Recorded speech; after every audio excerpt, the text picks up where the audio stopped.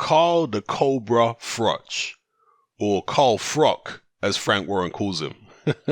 This is his career review. Shout out to Graham, by the way. He's been pestering me for this Carl Froch career review for a very long time. Apologies, sir. I've just been extremely busy. But now I'm finally getting around to it. So his career ended up with 33 wins, 2 losses, 24 KOs from Nottingham. Let's talk about it. Well, the first time I saw Carl Froch was when he fought Charles Adamu. That's the first time I saw him. That's the first time I really, knew about him or had heard about him. It was when he fought Charles Adamu. Let's find it here on his record. Yeah, this fight here. And I wasn't particularly impressed with what I saw. I remember watching this fight with my brother. It was either this fight or it was one of the fights afterwards, around the same time frame. Because during this time, Carl Froch was actually fighting on free-to-air television, on terrestrial TV. Or some of his fights were anyway. And me and my brother were big followers of Roy Jones Jr. And so the first time I saw Carl Froch, me and my brother looked at him and said, this is a guy who's doing a very bad impression of Roy Jones. He had his left hand low. He was trying to lunge in with left hooks. It was very unusual back then, the early 2000s, even in the 90s, to see a British fighter adopting that kind of style with the hands low and all that kind of business. I know you had Prince Nassim and, the so-called Spice Boys out of the Ingle Gym, but apart from the Ingle Gym, you didn't really see that many fighters fighting the way that Carl Froch did. Yeah. And like I say, to me and to my brother, he was just a very poor imitation of Roy Jones because he was attempting to pull some of the moves that Roy Jones used to pull, but he didn't have the athleticism or the speed of a Roy Jones, not even remotely close. So I was skeptical the first time I saw him. And by the way, this fight against Charles Adamu, that was a good fight. Adamu landed some big shots on Carl Froch. That's another thing I wasn't impressed by. How much he was getting hit by Charles Adamu in this Commonwealth title fight. Yeah, he did obviously win the fight. You see, it was fairly close on the cards, 116, 113. But he took plenty of punches, and Adamu definitely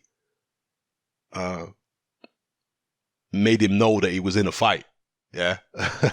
It wasn't a walk in the park by any stretch of the imagination. So I think I saw, which other fight did I see? I might have seen the Henry Porras fight?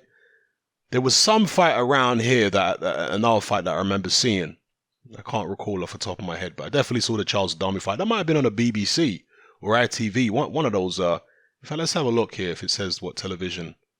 No, it doesn't say which station it was on. But I'm pretty sure that was on terrestrial TV. In fact, I'm certain it was. So I saw that fight. Wasn't impressed. The next major fight I remember seeing was, of course, the Brian Mcgee fight. Brian Mcgee had been around for a long time. And Carl Froch went in there, managed to beat Brian Mcgee, stop him late in the fight. I remember that. Again, Mcgee was not somebody I ever rated particularly highly. Yeah, an Irish guy. I guess from Northern Ireland, since the Commonwealth title is on the line. Yeah, well, Belfast, there you go. Never particularly impressed with Brian Mcgee. I always saw him as domestic level. So again, Carl Froch got through him. Didn't blast him out or anything. Went a good long way in the fight. And I was just once again shrugging my shoulders. Fought Tony Dodson. Fought a washed up, completely over the hill Robin Reed. Now these fights were not impressing me. And another thing as well is during this time, Carl Froch was calling out Joe Calzaghe.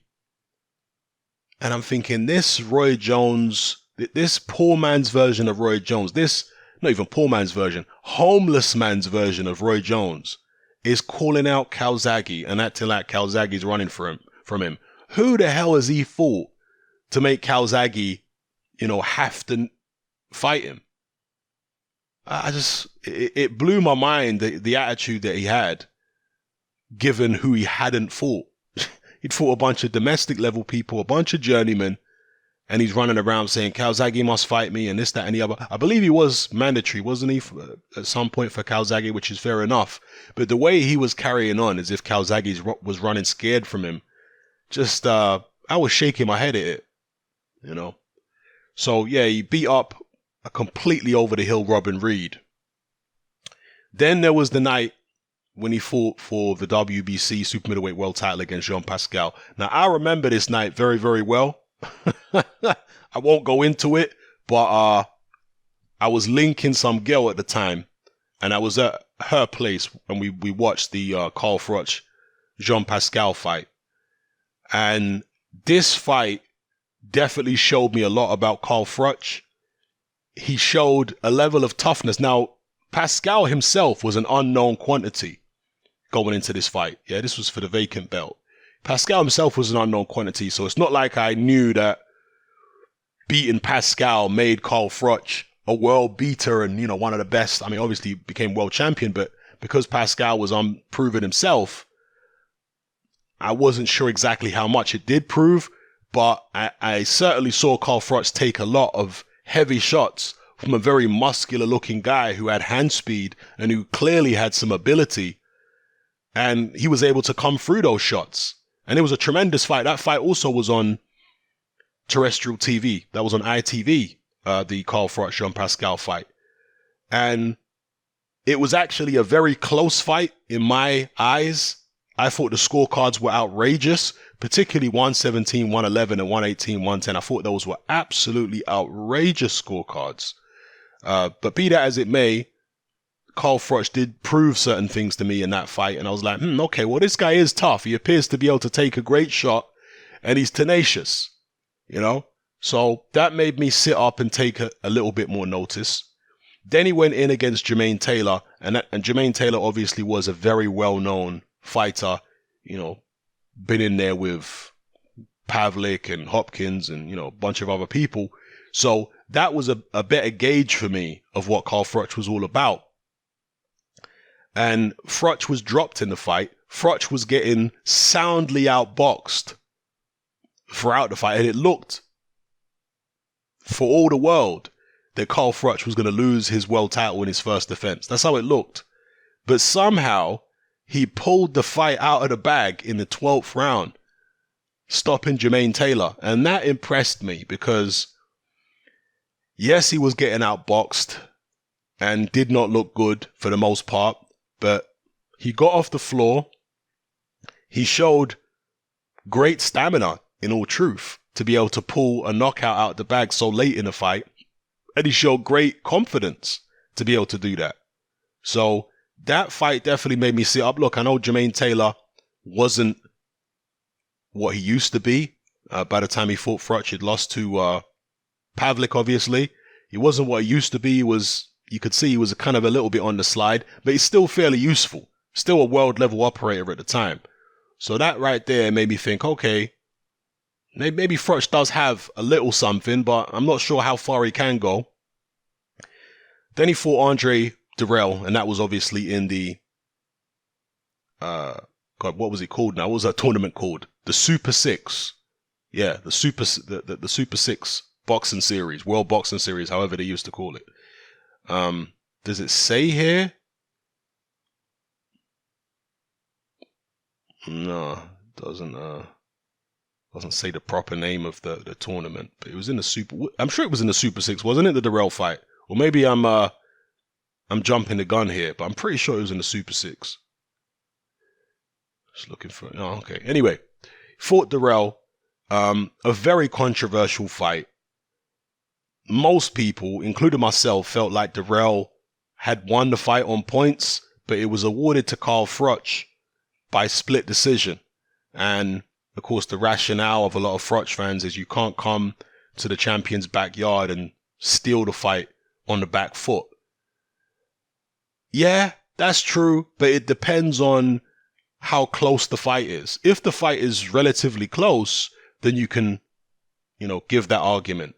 But if it's, for example, Billy Joe Saunders versus Lemieux, or Tyson Fury versus Vladimir Klitschko, those were not close fights. So that was a guy boxing on the back foot. And obviously Lemieux was not the champion in the Billy Joe Saunders fight, but certainly Tyson Fury, when he fought Klitschko was the champion. Fury didn't steal the title.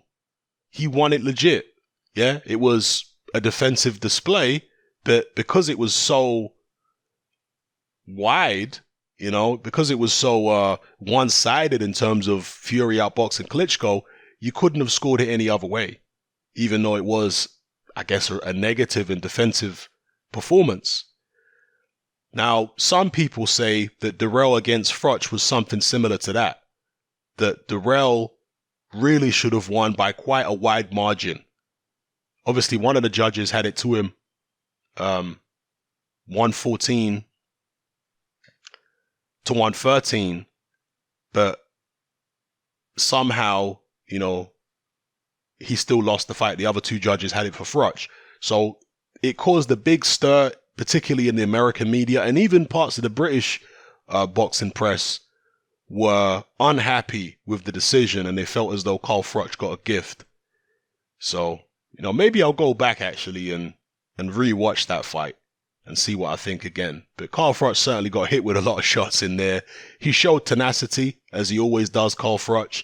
That became his kind of hallmark, his tenacity and his toughness, more so than his boxing skills. And again, I remember watching the Dirrell fight, and I was like, Dirrell is a guy who actually has the athleticism to successfully pull off many of the moves that Carl Froch attempts.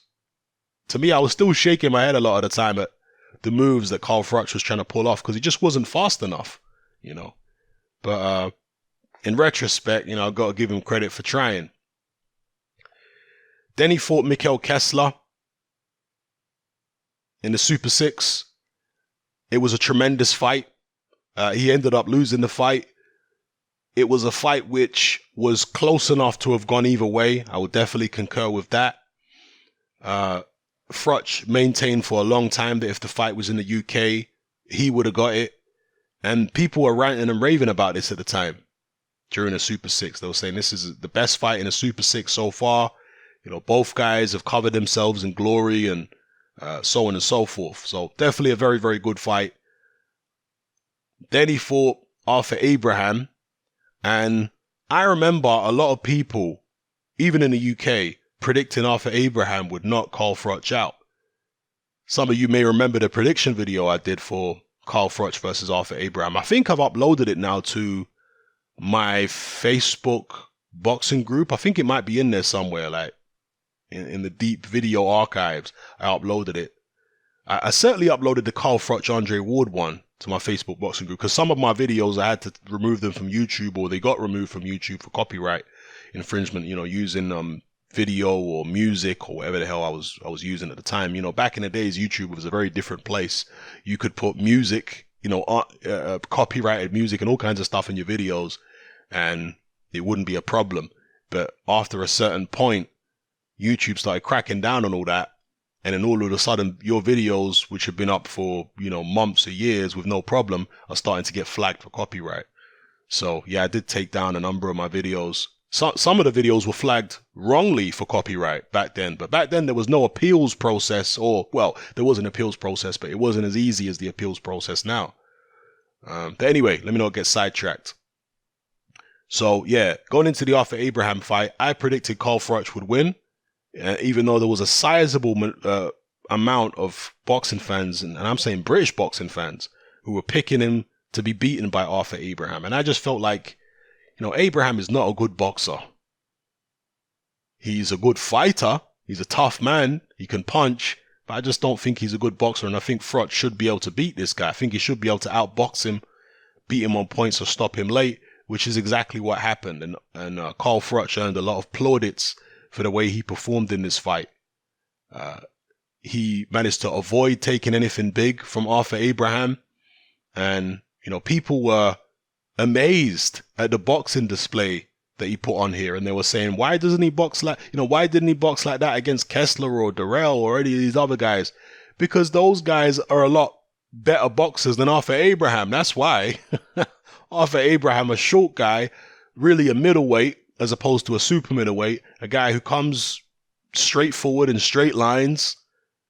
He's a very available target. He's got a tight defense, tight guard, yes. But you're going to hit something if you let your hands go, So he could box that way against Arthur Abraham because of Arthur Abraham's style, Then he fought Glen Johnson. Got hit with a few shots in the Johnson fight. I remember it being definitely tougher than the Abraham fight was for Carl Froch, but he did win it legit against the Road Warrior. And then came the big showdown in the Super 6 final against Andre Ward.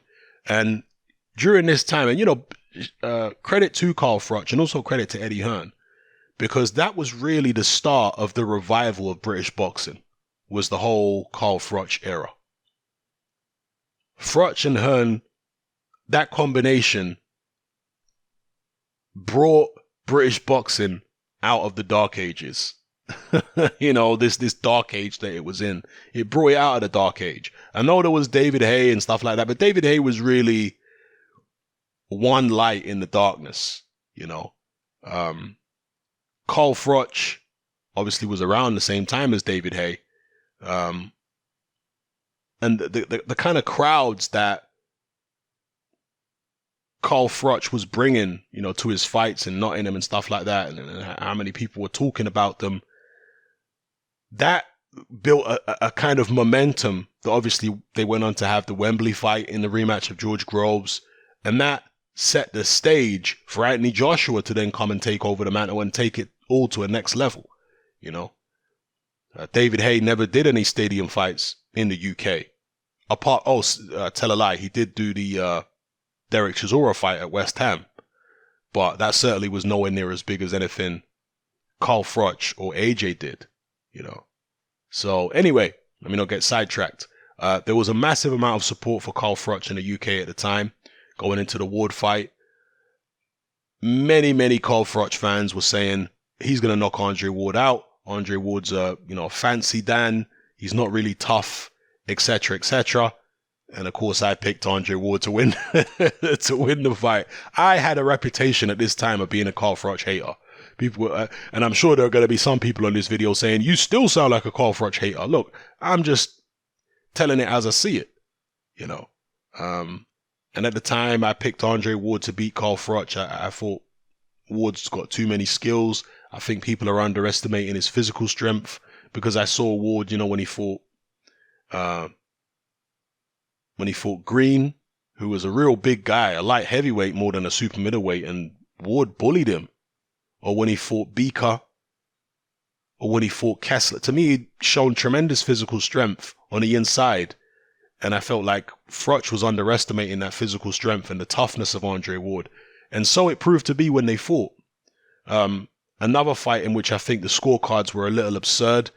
113, 115, twice. That to me is ridiculous. The 118, 110 was closer to the mark in the Andre Ward fight. Ward barely lost, many rounds in this fight. He won the vast majority of them. And he did what I expected him to do. Picked up a decision. Carl Froch did rally late, but it wasn't enough. And Andre Ward took home the decision. During this time, I respected Carl Froch as a warrior. And I kind of saw him as a bit of an overachiever, in all truth. But I was fighting this battle with the Carl Froch fans, because they were always descending upon my channel and accusing me of being a hater and this, that, and the other of Carl Froch. And yeah, you know the story. I'm still dealing with that kind of thing now. I give my honest assessment and people call me a hater or whatever the case may be. Then he went on to fight Lucien Boutte. Now, this was a fight that I actually thought Carl Froch would lose. So I definitely underestimated him here. It's not like I gave him no chance, but I just felt like, Lucien Boutte, southpaw style. I know he's vulnerable because I remember seeing him against Andrade. I forget the guy's first name, the Mexican guy. Something Andrade. And he got seriously hurt against Andrade. And there have been several fights where Boutte was hurt in the fight. And I just felt, okay, if Froch catches him, then yeah, there could be some serious problems there for Lucian Bute. But I still felt as though, his southpaw style, moving around, he'll probably be able to maybe outbox Carl Froch over the distance in a kind of similar fashion to Dirrell. But that was probably Carl Froch's most impressive performance, at least to me, was the Lucian Bute fight. And I think Eddie Hearn still cites this as the real breakout moment for Carl Froch, and the breakout moment for Matchroom was that fight right there in Nottingham. And I really have to big up Carl Froch for having all those fights in Nottingham, because Nottingham is not a city in the UK that normally sees a lot of boxing action. At least not big time boxing. And obviously Carl Froch is from Nottingham, but constantly fighting in his hometown like that, as much as he did, really does, help spread the popularity of the sport and spread the enthusiasm of the sport. So yeah, the Bute performance I was very impressed by. I thought that Bute didn't have enough respect for Froch. I mean, this was an instance where Bute took the Froch fight in the UK when he didn't have to. I mean, this guy voluntarily came to the Lions Den, in Nottingham, and said, I'll fight you in your backyard. That's the contempt that Bute had for Carl Froch. Yeah, he had contempt for him. Bute did not rate Carl Froch at all. You could tell by the fact that he took the fight in not just in the UK, but in Nottingham. And you could tell by his attitude prior to the fight that he did not rate Carl Froch at all. And the way he boxed, I felt like he wasn't defensive enough, actually. Particularly, early on in the fight, he was trying to engage with Carl Froch. He was trying to throw big shots and, hurt Froch and try to take him out. Maybe he's seen the Andre Ward fight and it looked easier to him than it actually was in terms of being able to bully Froch. So, Bute, I think, really underestimated him, or maybe overestimated himself, because Bute, of course, wasn't in the Super 6, which was a bit of a scandal at the time. Bute received a lot of criticism for electing not to be in the Super 6.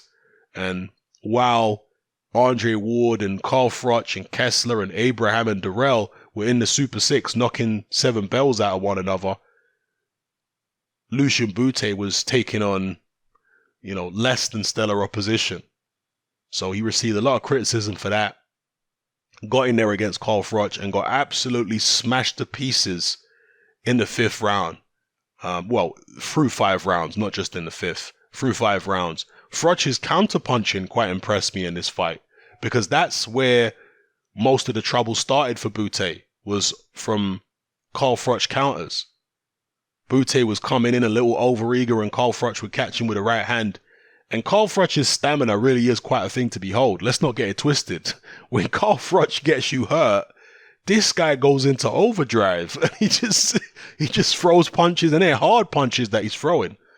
Carl Froch was a good puncher, not a massive, historically great puncher, but a good puncher nonetheless, a hurtful puncher. And once he had you wobbled, he would put it on you. You don't want to give Carl Froch the opportunity to pin you down, because if he can pin you down, like get you on the ropes or something and start unloading, he's going to do damage. And he certainly did a hell of a lot of damage to Lucian Bute, and Bute was traumatized by this defeat. It took Bute, I want to say, a couple years to get over the defeat psychologically. I remember when he came back and he fought a guy called Denis Grachev, and he looked absolutely terrible against Grachev. I mean, the way he looked against Grachev, I thought that he was absolutely shot to pieces, because his confidence was gone. Every, remotely solid shot that Grachev hit him with, Bute was on wobbly legs, looking in trouble. And I know he never had an amazing chin to begin with, but trust me, the Grachev fight, wow, that version of Bute would not have gone 12 rounds with James DeGale. That version of Bute would not have gone the distance with Badu Jack. Yeah, that version of Bute was really traumatized by what had happened to him against Carl Froch. And it took a long time for Bute to get over those psychological scars. It really looked as though Carl Froch had completely ruined him. And Froch was going around saying that he'd ruined him. That's something Froch was very proud of doing. So after the tremendous victory over Lucian Bute, I was very impressed by that performance. That was probably the first time I was really impressed by a Froch performance overall. I was impressed by certain elements of his performances in previous fights, like his toughness, his tenacity, the way he came back against Durrell. But he was being outboxed in many of these fights. The Glen Johnson, the Arthur Abraham and Johnson fights, he did what I expected him to do in those fights, particularly the Abraham fight. So I can't say I was like massively impressed. But the Bute fight, I was like, okay, that's impressive. And old Bute's had his critics, and he wasn't in the world, in the Super Six, but still, that was an impressive performance. The way he deconstructed Bute technically with the counter punches. It wasn't just him going in there hell for leather and trying to overpower and overwhelm a more skillful opponent. No, he actually outskilled Lucian Bute in there, outfoxed him, walked him onto right hands and whatnot. So a really impressive performance. Then he fought Yusuf Mack. I think the less said about that, the better. He got rid of Mack. Apparently, Robert McCracken, according to Froch, Robert McCracken was really worried about the Yusuf Mack fight and wasn't sure about Froch taking it, which, seems a bit strange to me, but there you go. Then Froch had the rematch with Kessler at the O2. And again, another great fight between him and Kessler. Kessler really wasn't the same. He wasn't the same guy that he was in the first fight, but he still came to fight. He still had a decent amount left, and they knocked 7 bells out of each other, knocked lumps off each other, and this time Carl Froch came away with a UD. Then, this is what Carl Froch is best remembered for in the eyes of most boxing fans, the rivalry with George Grosz. I always liked George Grosz in terms of his style, and I liked his cheeky, chappy attitude. Yeah, some people didn't like it. Some people hated Grosz and they were calling him every name under the sun. Particularly, at the time there was so many Carl Froch fans around. And the Grosz was getting a lot of stick going into the first fight, and they were saying, "Oh, Grosz going to get destroyed, and that's going to happen, and this ginger this and ginger that." They were really laying into George Grosz in the comment section. A lot of my videos and whatnot that I was doing about Froch in the lead up to this fight. But I actually felt like Carl Froch was getting a taste of his own medicine, because Carl Froch was a guy who loved being disrespectful to opponents. He did it to Andre Ward, was disrespectful to him. He did it to, let me think now, Lucian Bute. He did it to Durrell. There were many fighters who he was very disrespectful towards in the lead up to their fights, very dismissive of. And so in the lead up to the first Grosz fight, he was getting a taste of his own medicine. And I just found that funny, and I thought that Grosz was really in Carl Froch's head and he was living there rent free. I was intrigued by what would happen in the fight because Grosz had never fought at this level. So I can't remember what I predicted, whether I predicted a Grosz win or a Froch win. Maybe I sat on the fence for that fight because I really didn't know. If I did pick a winner, I think I probably would have picked Froch at the time. But I was intrigued by how Grosz was able to get under Carl Froch's skin and how that might affect Carl Froch in the ring, because nobody had ever got under Carl Froch's skin before. He was always the one, with the braggadocious talk and, trying to mind games and stuff like that. So to have somebody put it on him like that, I was intrigued. And Grosz was obviously talking about, I'm going to throw 2 right hands, just 2. I'm going to land 2 right hands in the first round, just 2. And that's exactly what he did. He went out there and in the first round, he hit Carl Froch with a couple right hands, and the second right hand obviously deposited Carl Froch in his backside, and Froch was seriously hurt. That's the most hurt I'd ever seen Carl Froch. I was surprised that Carl Froch went down so heavily and was so hurt in the first round. I knew Grosz could punch, but Grosz had never been in there with somebody like Froch. I can't say I was shocked that Froch went down, because he'd been down before. Jermaine Taylor had put him down. And Jermaine Taylor, a much smaller guy than George Grosz, and Grosz, a young guy, he can really punch. He walked Froch onto the shot. So I can't say I was shocked, but I was maybe surprised that it happened so early, And I was surprised that Groves' prediction. He'd manifested his prediction into physical reality in that first round. So I was surprised. And then Groves proceeded to basically outbox Froch for several rounds until that extremely controversial 9th round where the referee, Howard Foster, jumped in prematurely, and stopped the fight.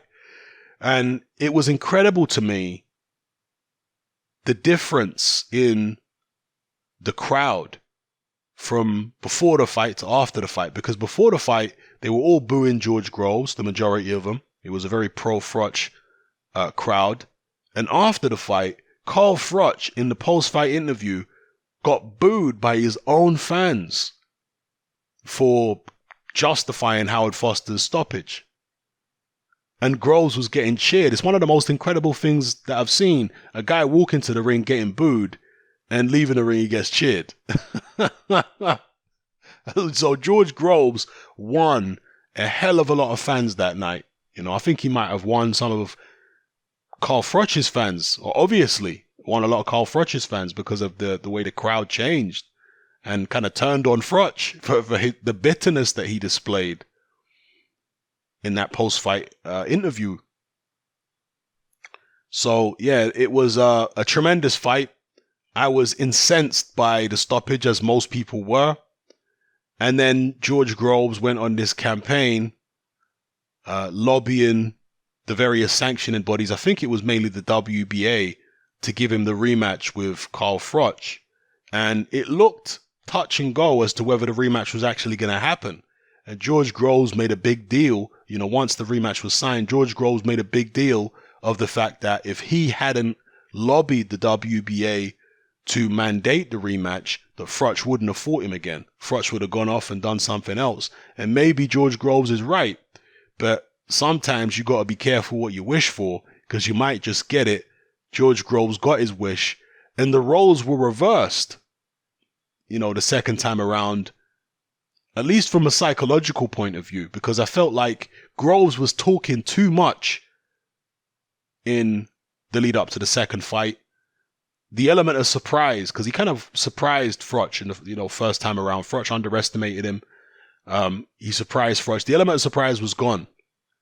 But George Groves was basically trying to repeat the same trick in terms of the psychological approach. He was trying to repeat the same trick in the rematch that had worked for him in the first fight. And obviously, in lead up to the first fight, George Groves had split up with Adam Booth. It was an acrimonious split, very emotional split, and Paddy Fitzpatrick had stepped in at short notice. That was another subplot to that whole story. And Paddy Fitzpatrick gets a lot of criticism, particularly from George Groves, but he had been involved in George Groves' career for several years prior to the first Carl Froch fight. So you have to at least give Paddy Fitzpatrick some credit. It was said in the newspapers that Paddy Fitzpatrick was more of a strategist in the Adam Booth training setup. That Booth would, take care of most of the technical stuff, but Paddy Fitzpatrick was the dude who would come up with strategies and whatnot, and Booth would co-sign it and say, okay, that's a good idea, we'll go with that strategy. So did he mastermind the strategy that saw George Grosz drop Carl Froch and outbox him for several rounds before getting stopped in 9? Possibly, and maybe he deserves more credit than he actually gets for that. But be that as it may, the rematch occurred. He was still with Paddy Fitzpatrick. From an energetic point of view, from a vibes point of view, I felt like Groves approached it the wrong way.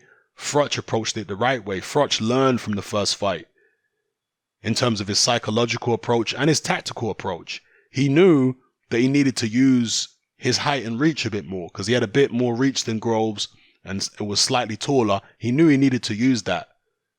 When you're up against a guy who's faster than you, who's, better coordinated than you and more explosive than you, if you're taller and rangier than him, use the range. Yeah, it's like when Vernon Forrest fought Shea Mosley. Shea Mosley was much faster and more athletically gifted and explosive and a better puncher than Vernon Forrest. But Forrest was like, okay, well, I'm just going to keep it long then. I'm not going to engage you in areas where you're strong. I'm going to stick to my strengths, and the advantages I have is height and reach, and that's what we're going to do. We're going to keep this long, and I'm going to frustrate you, and that's what Carl Froch and his trainer Robert McCracken decided to do in the rematch, is keep it long, and basically play chess with George Grosz, minimize mistakes, and force Grosz to have to take chances, And it was, in some ways, a daring strategy because it could backfire. The younger, fresher, faster guy, you could actually, in some instances, make it easier for him to just beat you at long range and outbox you. But Froch proved in that fight by minimizing his mistakes and being conservative when it comes to his punch output. He proved in that fight that he can be effective even against somebody explosive and fast and well coordinated like a George Grosz. So he did very well. And I think it caught Grosz off guard. Yeah, Grosz this time underestimated Froch. He didn't feel as though Froch was going to come in there and box.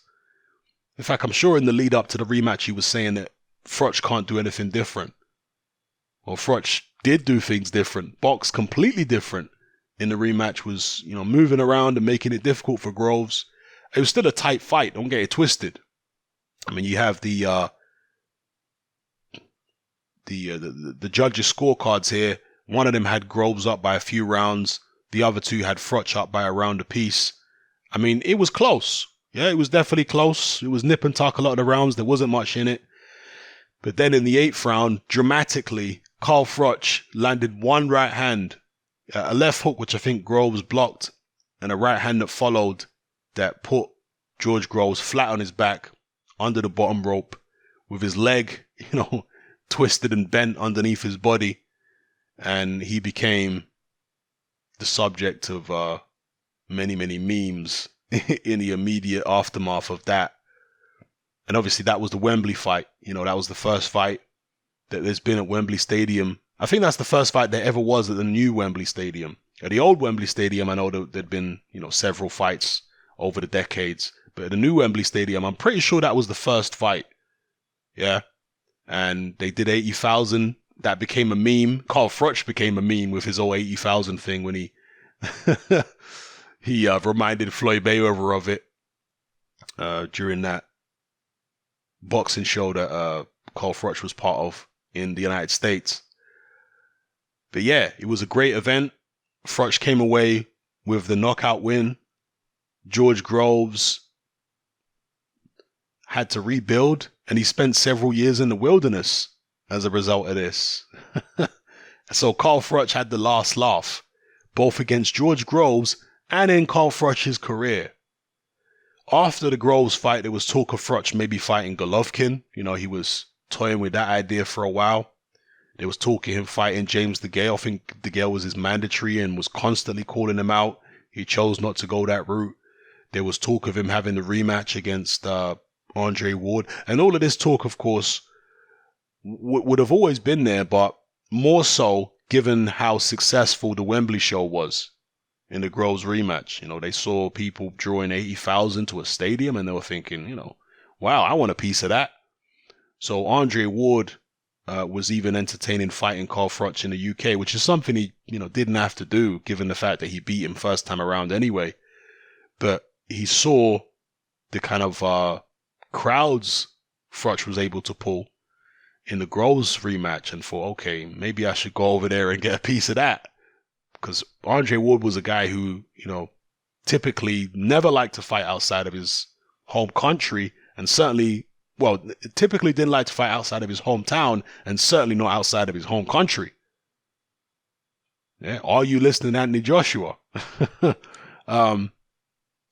But for the Froch rematch, he was, considering doing it in the UK. The only stipulation for Ward is that he would not fight Froch in Nottingham. He said we could fight in London or fight in Manchester or wherever, but it's not going to be in Nottingham. And to me, that was a reasonable compromise. To me, Froch was just, being a bit silly, saying it has to be in Nottingham. It must be in Nottingham. The guy, you didn't beat the guy in the first fight. Why does it have to be in Nottingham? He's willing to come to the UK. That should be enough. Yeah. Have it at the O2, have it at, Wembley, have it at wherever in the UK. That's fine. But going to the guy's hometown, like, is that necessary? Because the first fight, or the only fight between Froch and Ward, as you can see here, was in New Jersey, right? At the Atlantic City Convention Hall, the Boardwalk Hall. It wasn't in Oakland. So when Froch fought Ward, they didn't fight in Ward's hometown. So for the rematch, why should they fight in Froch's hometown? Anyway, that's all by the by. Froch is a very Marmite character, and I'm talking about his character, not necessarily his fighting ability. A very Marmite character, very divisive. Some people like him, some people really dislike him. I became frustrated with Carl Froch during his career because he was so bitter and because of his refusal to give most of his rivals any credit, other than maybe Mikhail Kessler. He really didn't want to give his rivals any credit. Even Andre Ward, after Ward beat him, Froch was all bitter and, not wanting to give him credit and all this kind of stuff. Same with George Grosz. And it's because of the way that he went about it as well. He was so bitter. But after Carl Froch retired, he stopped being so... I mean, he's still bitter to a certain degree. But Carl Froch developed this kind of tongue-in-cheek, way about him after his boxing career had finished. And so a lot of the stuff that he would say after his career had finished, to me, it was actually more endearing, including the kind of trolling that he was doing of Andre Ward and Groves and all these other people. It started, to me, to actually get a bit funny. I never found Carl Froch a funny character during his career, but after his career, when he relaxed a little bit, I thought, actually, this guy's pretty funny. I'm not going to lie. His trolling is actually quite funny, some of the time anyway. And I actually quite like Carl Froch, the pundit. I know a lot of... See, that's the irony, is because during Carl Froch's career, when I was criticizing a lot of the things that he was saying, I was in the minority, and at least in the UK, and I was getting a hell of a lot of criticism from British fans, Froch fans, for being critical of Froch. But now that Froch is retired, he seems to be unpopular with the British fans as a pundit. And I'm once again in the minority, but this time I'm in the minority of people who actually like Carl Froch as a pundit. Even though he can be biased and stuff like that, I don't know. I just like him. I like hearing Carl Froch's commentary, even though it's often or sometimes ridiculous. I like his analysis. I like his commentary. It's just strange, man. Some people think, and I've been accused of this by some of my subscribers, of being deliberately contrarian, and they probably think that's the same case with, Carl Froch, that whatever is the popular view on Froch, I just go against it, just for the sake of being controversial. Some people think I do that, which is not what I do. Maybe I'm naturally contrarian, It's not something I do,